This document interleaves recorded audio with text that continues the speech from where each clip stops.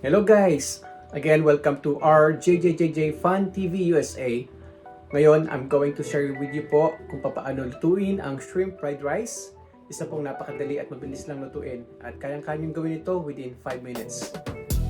Kung kayo po ay bago lang sa aming channel, please subscribe and like, share, and hit the notification bell para po kayo updated sa aming mga latest videos. Maraming salamat po sa inyong support at simulan na po natin ang pagluluto. And guys, ito na ang ating mga ingredients para sa ating simpleng fried rice. So, meron tayong carrots, meron din tayong onion leaves, salt, oyster sauce, eggs, at ito ang ating magiging flavor, shrimp, and of course, ang ating rice.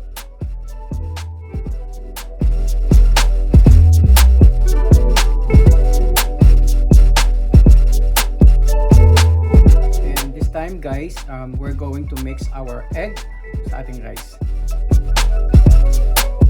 And this time, we will mix our oyster sauce.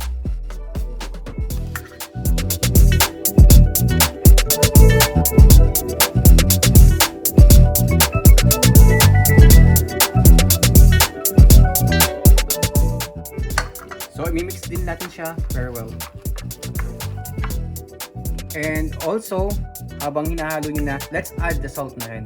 Para isang mix na lang natin.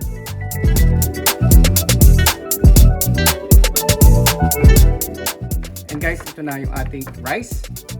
And then oyster sauce, egg, and yung salt. So now, painitin na natin ating kawali. And guys, we're gonna use olive oil para mas healthy yung ating fried rice. And we're gonna use just enough para sa ating paggigisa.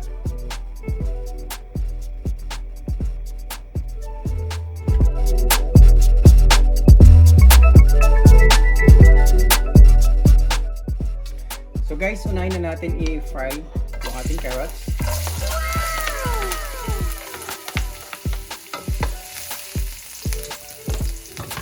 Para lang lumambot siya ng konti.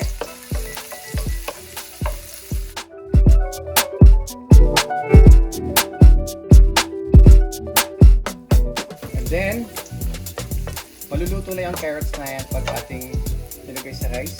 So, konting lambot lang. At masarap din yan pag crunchy. And ilalagay na natin ang ating rice.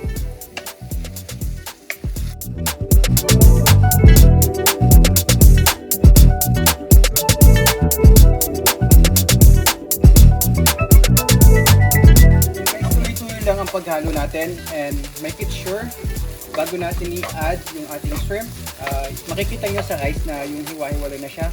But this time, medyo dikit-dikit pa siya, so just continue mixing it.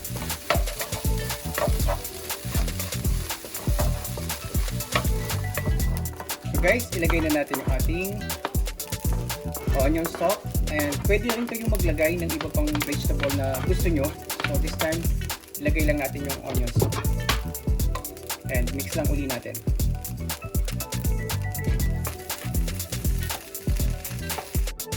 So guys, kung makita nyo yung ating fried rice, medyo umaano sa kawali. Hindi na siya dumidikit kung makikita nyo. So yan, ang maganda na yan.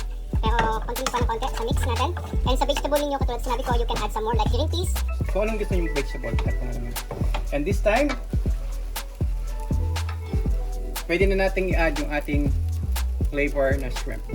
And sa last na natin nilagay kasi cook na yung ating shrimp. And according to my wife, Joanne, hindi natin kinakailangang overcook ang shrimp kasi pag na-overcook yan, titigas ang shrimp natin. So, tama-tama po yan habang maluto na ito. So, continue mixing lang and mamaya luto na po ito.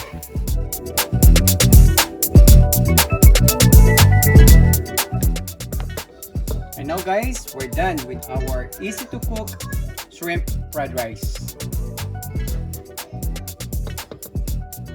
Napakadali at napakabilis po lutuin yung fried rice natin.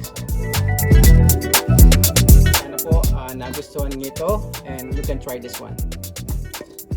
Salamat po!